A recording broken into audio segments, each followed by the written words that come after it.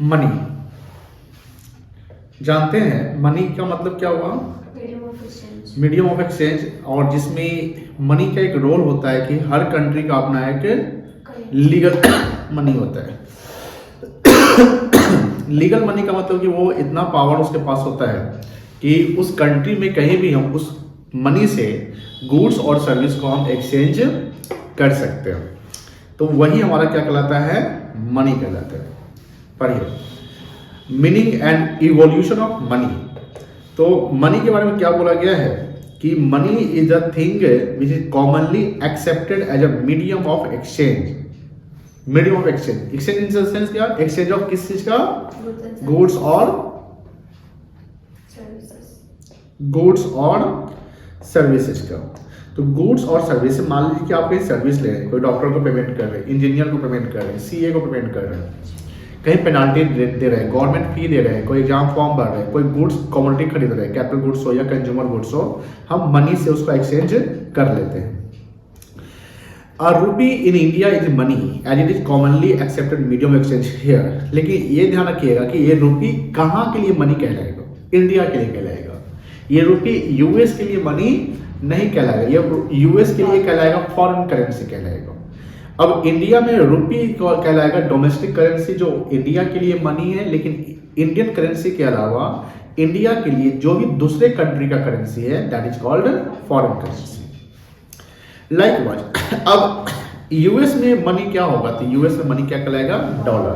रसिया में मनी क्या कहलाएगा? रूबल। बांग्लादेश में क्या कहलाएगा? टका। जापान में क्या कहलाएगा? येन। चाइना में कहलाएगा युवान। वैसे बहुत सारे कंट्री के अपने करेंसी होते हैं। अब यहां बात आ रही है कि मनी में जैसे मनी के फॉर्म्स होते हैं। मनी के क्या होते हैं बेटा? फॉर्म्स। जैसे एक होता है आपका फिएट एंड फिड्यूशियरी मनी, एक full body money, credit money, जानते हैं ना।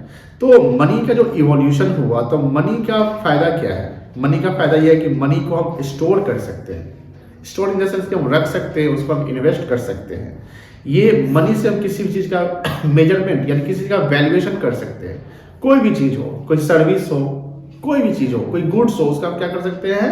वैल्यूएशन कर सकते हैं। और ये डेफर्ड पेमेंट का स्टैंडर्ड होता है। डेफर्ड पेमेंट मतलब क्या होता है कि मान लो कि हम क्रेडिट ट्रांजैक्शन करते हैं, यानी क्रेडिट पे सेल किया, क्रेडिट पे परचेज किया, तो हमको बाद में पैसा हमको मिल जाएगा। लेकिन मनी जब नहीं था तो मनी से पहले क्या था?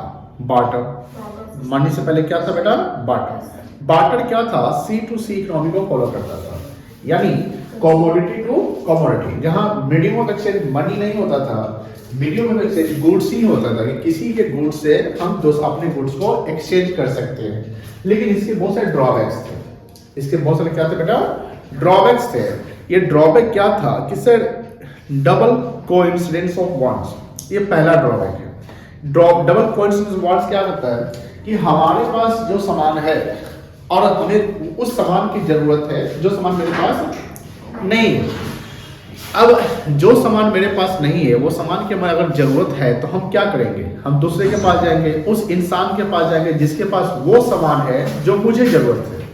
अब प्रॉब्लम ये आती है कि जो सामान की जरूरत है उस इंसान के पास मैं जाऊंगा, लेकिन वो इंसान जब मेरा सामान लेगा तो उसको तो मेरे सामान की जरूरत होनी चाहिए। तो ऐसा जो है कॉम्प्लेक्स प्रोसीजर हुआ करता था, टाइम कंज्यूमिंग होता था। प्लस हम क्या करते हैं कि हम मेजर नहीं कर सकते, यानी एक कमोडिटी को दूसरे कमोडिटी से मेजर नहीं कर सकते। या मान लो कि हम सर्विस देते हैं, जैसे मान लो कि हम टीचिंग करते हैं, हम 1 घंटा किसी को टीच करते हैं, लेकिन वो टीच नहीं कर सकता है, बोलता है कि ऐसा ऐसा हम आपके यहाँ 1 घंटा काम कर देते हैं। तो फिर बात ये है कि हम 1 घंटा हमारे पढ़ाने का क्या फी है, उसके 1 घंटा के काम करने का क्या चार्जेस है, वो हम इक्विवेलेंट नहीं कर सकते हैं। तो ये प्रॉब्लम बार्टर में हुआ करता था। तो पहला क्या हुआ? Double coincidence of wants. दूसरा है lack of common unit of value. Lack of common मतलब कि मान लो कि मेरे पास पैसे हैं, या मान लो कोई भी सामान है, जैसे मान लो कि ये पेन है, ये बोर्ड है, ये स्क्रीन है। अब इसका हम कैसे हम यूनिट वैल्यूएशन कर सकते हैं? यूनिट में मान लो कि हमको टीवी एक्सचेंज करके हमको फोन लेना है, हमको टीवी एक्सचेंज करके हमको फर्नीचर लेना है, तो कैसे क्या वैल्यूएशन सेम हो सकता है? यूनिट में हो सकता है? नहीं हो सकता है। तो प्रॉब्लम था second, lack of common unit of value. Third इसका ड्रॉबैक था बार्टर का, difficulty in future payment. Future payment में क्या होता है, difficulty and contractual payment. Contractual payment क्या होता है, जो इंस्टॉलमेंट में हम पेमेंट करते हैं वो, तो उसमें प्रॉब्लम होती थी। दूसरा कि अगर मान लो कि किसी के पास गुड्स अवेलेबल है, ढेर सारे गुड्स है, कोई जमींदार है, कोई पैसे वाला है, जिसे मतलब राजा बनेगा, अब उसके पास सामान है, अब वो बार्टर कैसे अप्लाई करेगा। अगर वो बार्टर करता है तो उसको भी फिर तो सामान के बदले सामान ही मिल जाएगा जो ऑलरेडी उसके पास है, तो उसको स्टोर कैसे करेगा, स्टोर करता है डेटोरिएट हो जाएगा, एबोलिश हो जाएगा, खराब हो जाएगा, उसकी लाइफ खत्म हो जाएगी। तो difficulty in storage of values, transfer of value, तो that was the drawback of barter system. इसी को दूर करने के लिए किसका इवोल्यूशन हुआ, मनी का हुआ। अब मनी के दो मतलब कि मनी को दो फॉर्म में बांटा गया है। फॉर्म्स ऑफ मनी कितने प्रकार के, दो, एक फिएट मनी होता है, फिड्यूशियरी मनी होता है। फिएट मनी एक पावर्ड एंड लीगल मनी है जो कॉमनली एक्सेप्टेड होता है, जिसमें कॉइन्स आते हैं, करेंसी आते हैं। अब ये कॉइन्स जो होता है इंडिया में, जो सिक्के होते हैं, चाहे वो 10 रुपए के हो, 5 रुपए के हो, 20 रुपए के सिक्के होते हैं, क्या 20 रुपए के सिक्के होते हैं इंडिया में? नहीं है सर, नहीं, हम तो अभी तक नहीं देखे हैं। हम देखे नहीं, सुने। 20 rupees coins India,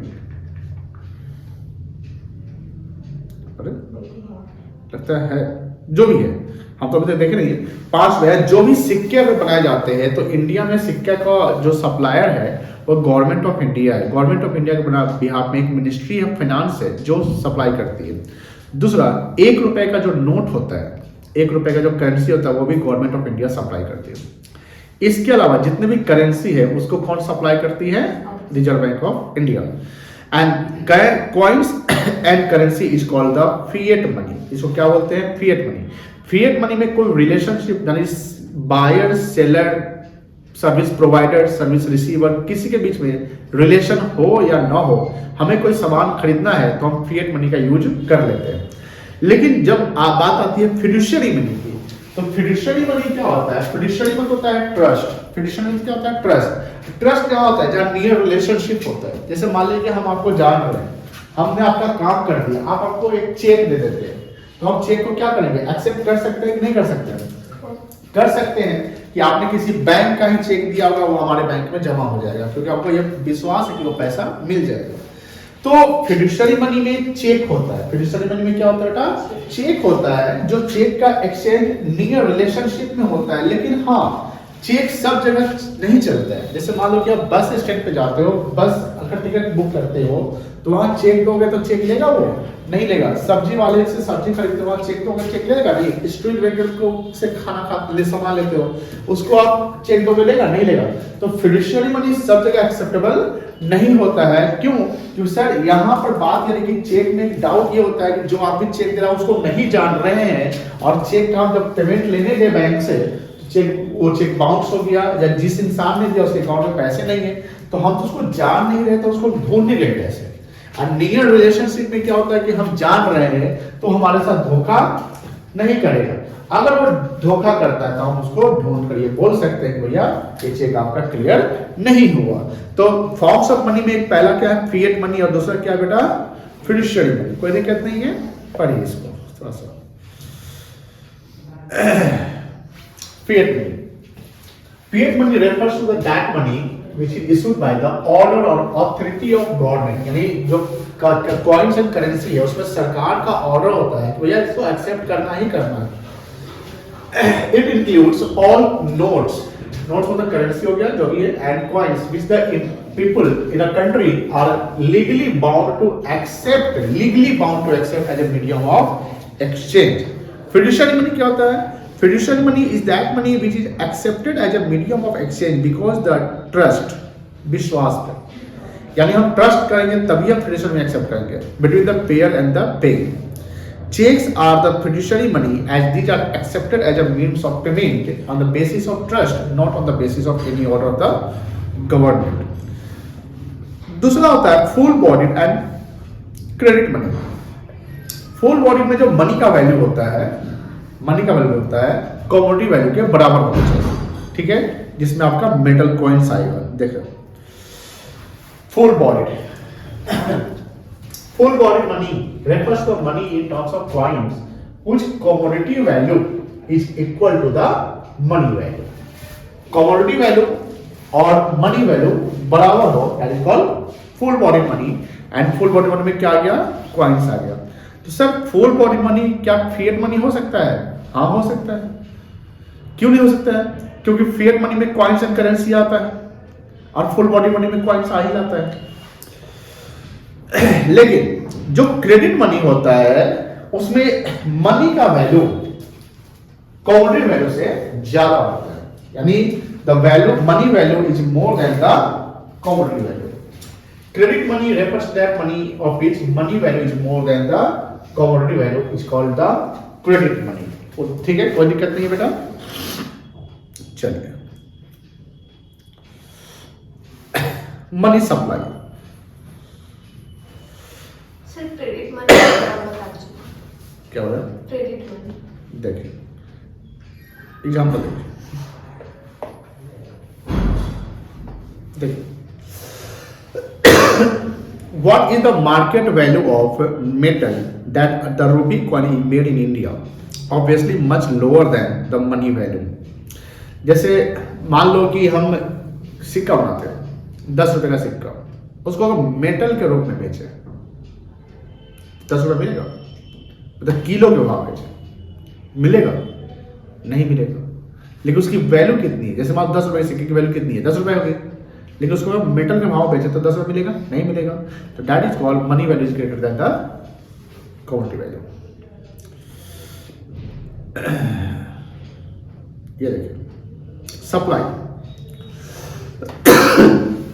supply of money में जो money people of a country के द्वारा हेल्ड होता है at a point of time, at a point of time, उसको मनी सप्लाई मनी कहते हैं या मनी सप्लाई कहते हैं। मनी सप्लाई में जो पैसे हेल्ड है पीपल ऑफ कंट्री, बट उसमें अगर गवर्नमेंट ऑफ इंडिया हेल्ड करती है, कॉमर्शियल बैंक हेल्ड करती है, reserve bank of India held करती है, इसको मनी सप्लाई में इंक्लूड नहीं करते, क्योंकि ये तीनों जो है मनी सप्लायर है। कौन है बेटा? Money supplier. तो मनी सप्लायर जो है वो reserve bank of India, government of India and commercial bank है, जो मनी सप्लाई में इंक्लूड नहीं होता है। और supply of money stock concept follow करता है। क्या फॉलो करता है? स्टॉक कॉन्सेप्ट फॉलो करता है, क्योंकि at a point of time money का हेल्ड पीपल के द्वारा होना चाहिए। पढ़िए, supply of money is a stock concept। It refers to the total stock of money held by the people of a country at a point of time। It is important to note that the supply of money does not include, money supply में क्या include नहीं होगा? Stock of money held by the government, ये include नहीं होगा। Stock of money held by the banking system of a country, जिसको commercial bank कहते हैं, ये नहीं include होगा, because government, अच्छा RBI नहीं आया है, RBI भी आ जाएगा यहाँ पे। Because government and the banking system of a country are the supplier of money, and the stock of money held by the supplier of money never treated as a part of the supply of money in the country।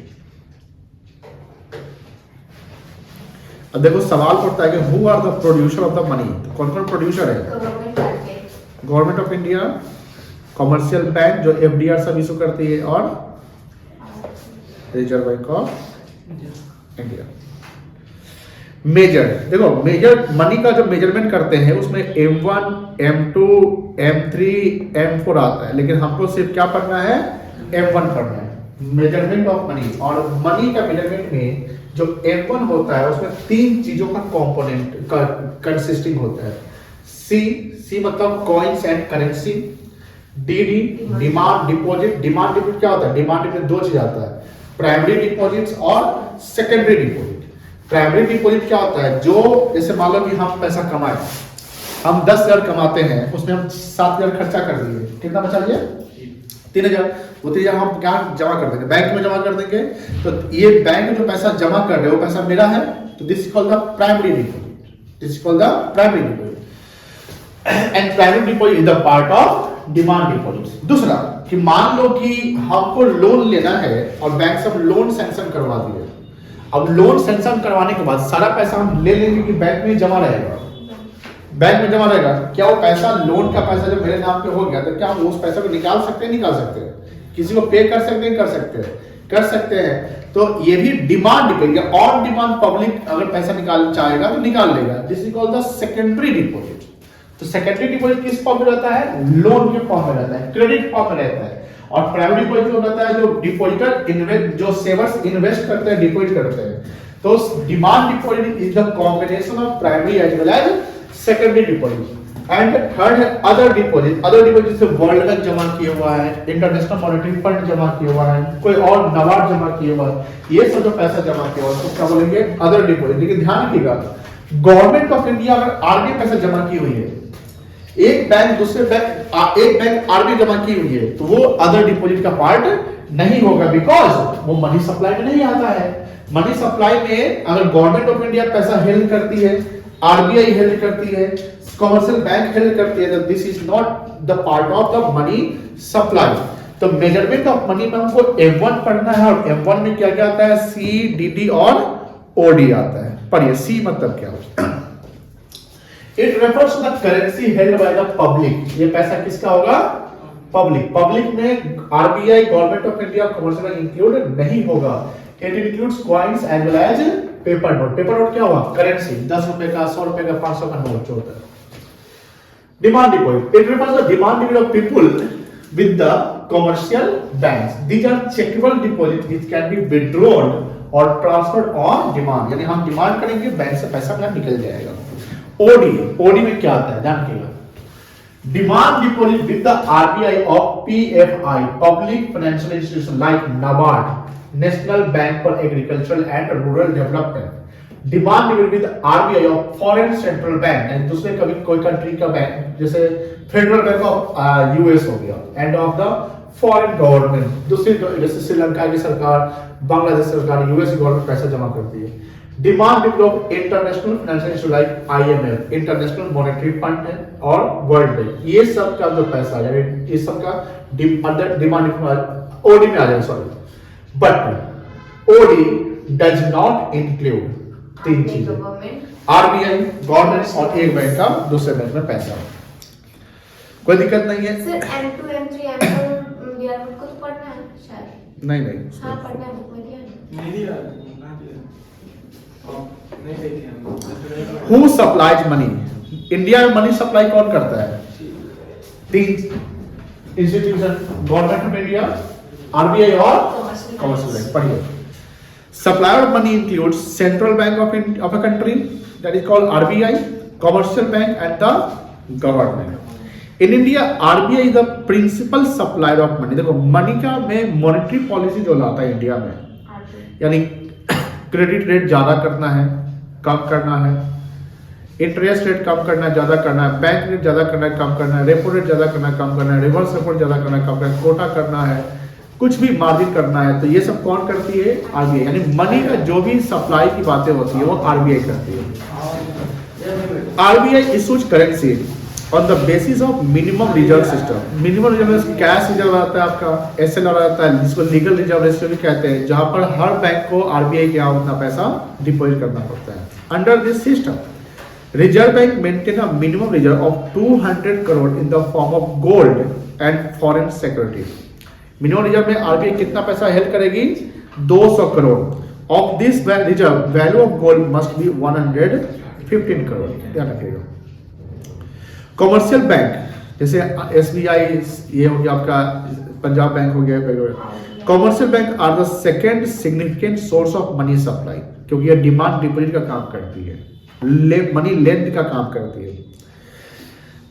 Unlike the central bank, commercial bank do not have the authority to issue currency. देखिए, commercial bank currency issue नहीं करता है, currency issue करने का काम किसका है? Reserve bank का। लेकिन कमर्शियल पेपर, बॉन्ड, ये कौन इशू कर सकता है? बैंक।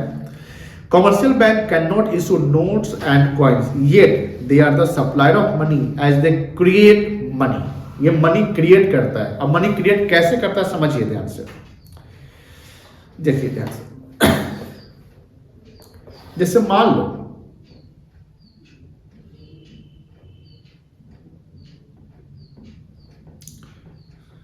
यहां पर मिस्टर ए है,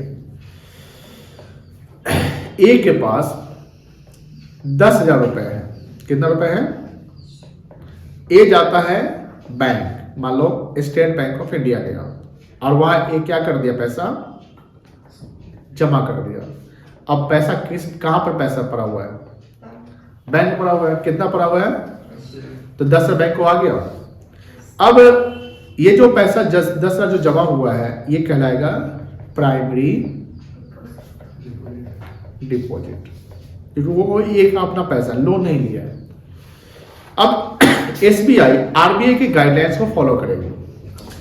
अब मान लो आरबीआई बोला कि तुम एक काम कर, सीआरआर मेंटेन करो, 10% सीआरआर मेंटेन करो।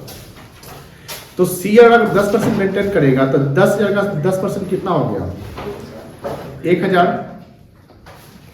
यानी अब तुम लोन अगर देगा ना तो 10% है, तो जो मल्टीप्लायर बनेगा वो 10 टाइम्स बनेगा। कैसे? 1,000 गुने 10 कितना हो गया? 10,000। अगर 100 का 10%, जो 100 का अगर 10% है तो अगर मल्टीप्लाई करेंगे तो 10 टाइम्स हो जाएगा ना। तो यानी जब अगर आरबीआई बोले कि सीआरआर ज्यादा रखना है तो बैंक लोन कम देगी। क्यों? क्योंकि बैंक आरबीआई में ज्यादा रिजर्व रखना ही है ना। आज जैसे सीआरआर कम कर देगा तो बैंक लोन क्या कर देगी? ज्यादा देगी। अब बैंक सपोज करिए कि बैंक आरबीआई ने बोला कि तुम एक काम करो, एसएलआर भी मेंटेन करो। मान लो एसएलआर तो मेंटेन करोगे 20%। ये एसएलआर का फुल फॉर्म क्या होता है? Statutory liquidity ratio. अब ये आरबीआई क्यों बोल रही है कि भैया तुम्हारे यहाँ जो पैसा मान लो मिस्टर ये जमा किया था तो वो पैसा निकालने भी तो आएगा, ऐसा नहीं कि जमा करके छोड़ देगा। लेकिन एक बात बताइए, प्रैक्टिकली जितना आप जमा करते हैं या किसी का पैसा बैंक में जमा है, क्या सारा पैसा वो निकालता है? 15-20% के करीब में रेशियो रहता है कि निकाल लेते हैं वो, फिर वो यूज करता है, फिर जमा करता है। तो जनरली जिसका बैंक में अकाउंट खुल गया उसका बैंक अकाउंट में बैंक बैलेंस नील का जनरली नहीं रहता है, पैसा रहता ही रहता है। चाहे कुछ भी हो जाए, पैसा कुछ आप बैंक में रखते ही रखते हैं। अगर खत्म हो गया तो इंस्टेंट पैसा कहीं से आप उपाय करके रख लेते हैं या एफडी कर लेते हैं, है कि नहीं है? अब यहां पर अगर एसएलआर बोला कि 20% मेंटेन करना है तो जो एसबीआई है 2,000 रुपया कहां रख देगी? अपने पास एक ऐसे रिजर्व रखेगी कि जब कोई पैसा निकालने आएगा तो यहां से उसका पैसा पेमेंट करेंगे। दूसरी बात की जब हम लेन देन करते हैं तो आज देखिए यूपीआई का जो इतना इवोल्यूशन हुआ कि मनी का जो लेन देन होता है वो बैंक टू बैंक होता है कि नहीं होता है? अगर हम पेमेंट कर रहे हैं तो हम आपको पेमेंट किए, आपने मुझे पेमेंट किया, तो हमने यूपीआई कर दिया, तो मेरे बैंक अकाउंट से कट गया और दूसरे के बैंक अकाउंट में चला गया। तो ये क्रेडिट एंट्री तो हो रहा है, फिजिकल कैश का मूवमेंट हो रहा है क्या फिजिकल कैश का मूवमेंट हो रहा है? नहीं हो रहा है। अब यहां पर एसबीआई के पास 10,000 था, जिसने एसबीआई ने 1,000 सीआरआर में रख दिया, आरबीआई को जमा कर दिया, 2,000 अपने पास रखा, तब 3,000 का यहाँ रिजर्व हो गया। कितना हो गया रिजर्व? कितना बच गया यहाँ पे? कितना बच गया?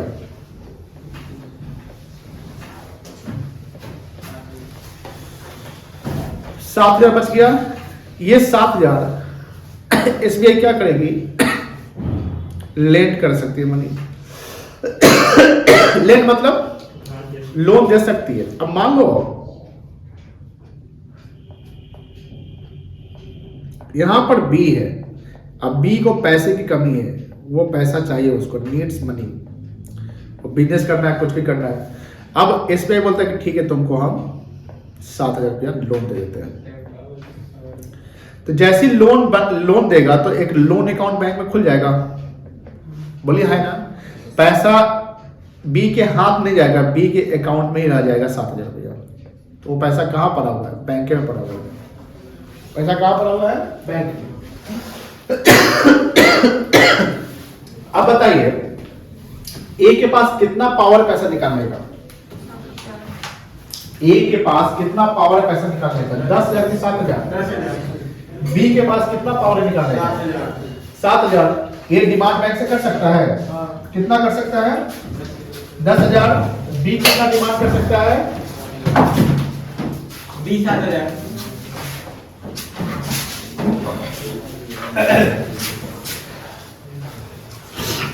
बी 7,000 कर सकता है, बोलिए हाँ ना? तो ये जो 7,000 रुपया जो बी का पैसा ही तो जमा है, this is called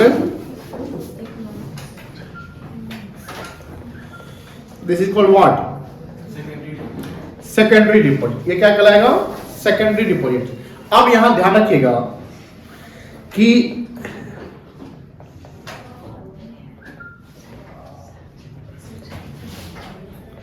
primary deposit हो गया 10,000,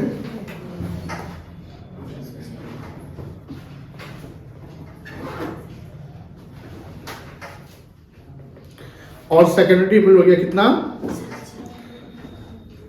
टोटल कितना हो गया? यानी ए और बी मिलाकर 17 का डिमांड बैंक से कर सकता है ना? बोलिए है ना? This is called the sorry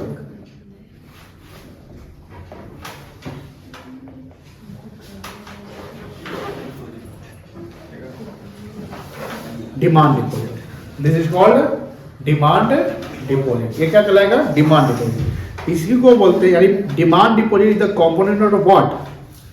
demand deposit the component of primary deposits plus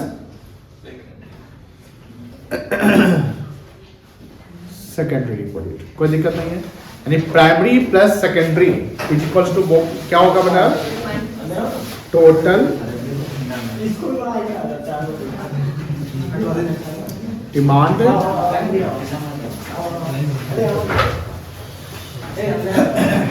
अब देखिए,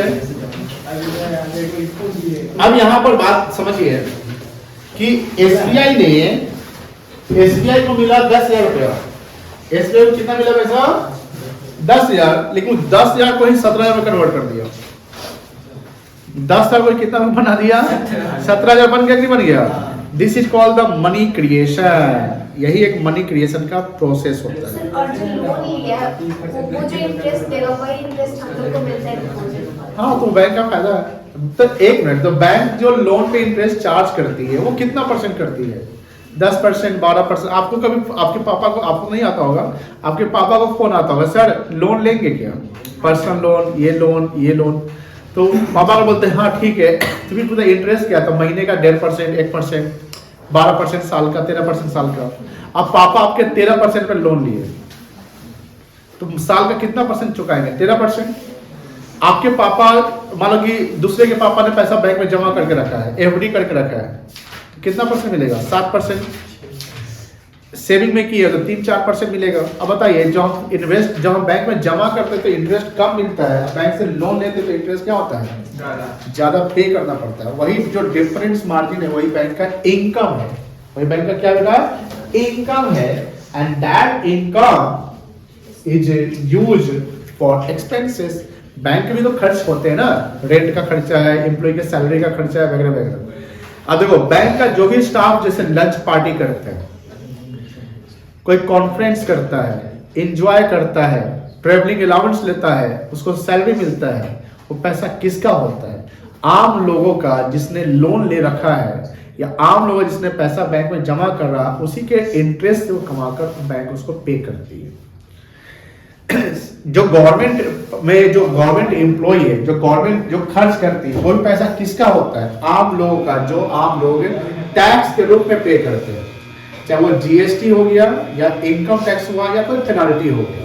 अभी जैसे मान लो कि आप कोई लॉ तोड़ते हैं, मान लो कि आप जैसे बच्चा स्कूटी से आया होगा, बाइक से आया होगा,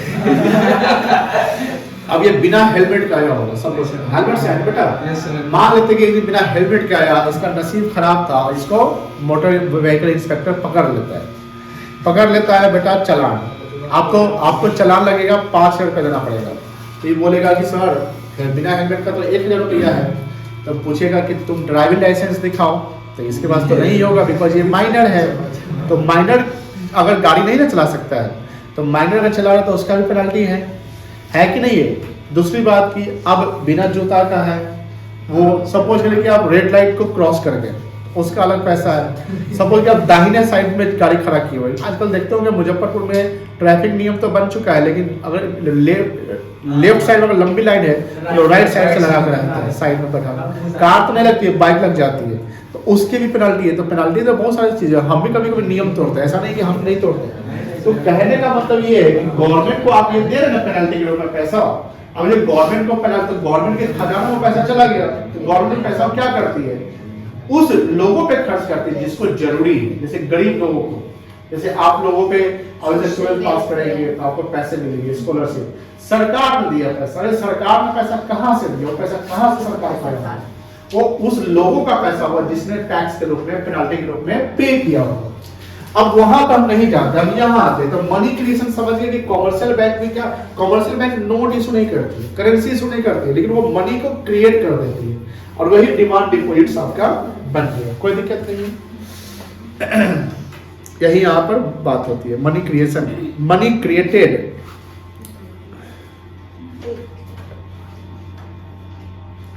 money created by the commercial banks by way of demand deposit called the bank money। चलो थर्ड है गवर्नमेंट इज द, देखो गवर्नमेंट क्या करती है, गवर्नमेंट जैसे बॉन्ड भी इशू करती है, government is the third source of money supply in the country. In India ministry of finance, याद रखिएगा गवर्नमेंट के बिहार में कौन मिनिस्ट्री है जो मनी को सप्लाई करती है, तो मिनिस्ट्री ऑफ फाइनेंस, मतलब फाइनेंस मिनिस्ट्री जानते हैं ना, फाइनेंस मिनिस्टर कौन है अभी, निर्मला सीतारमण। 1 रुपी नोट्स, देखो ध्यान से, 1 रुपए का नोट कौन इशू करता है, government of India, and coins भी गवर्नमेंट ऑफ इंडिया, कोई दिक्कत नहीं है। अब ये समझिए बैंक मनी, बैंक मनी क्या हुआ, बैंक मनी का मतलब डिमांड डिपॉजिट्स हो गया, जिसमें primary deposits plus secondary deposit, जो हमने अभी समझाया है, वो दोनों इंक्लूड होता है, और ये बैंक के पास होता है किसका, एक पीपुल का, जो ऑन डिमांड बैंक से पैसा ले सकते हैं, जिसको चेक के फॉर्म में लेन देन होता है, चेकेबल डिपॉजिट इसको कहते हैं। High powered money, high powered money में 3 मनी आते हैं, करेंसी हेल्ड बाय पीपुल, यानी हमारे पास जो पैसे हैं वो, vault cash of the commercial bank, जो बैंक में पैसा वॉल्ट कैश है वो 5% बच गया, एंड तीसरा CRR कैश रिजर्व, जो कॉमर्शियल बैंक का पैसा रिजर्व बैंक में जमा है वो, जैसे 10,000 का प्राइमरी डिपॉजिट हुआ, जो बैंक आरबीआई ने बोला कि 5% सॉरी 10% तुम CRR करो, तो 1,000 रुपया बैंक कहां जमा करेगी, रिजर्व बैंक, ठीक है, कोई दिक्कत नहीं है। खत्म chapter. That was the part of money, chapter of money. Later, tomorrow we will discuss bank, ठीक है ना, तो कल हम बैंक खत्म कर लेंगे, कोई दिक्कत नहीं है।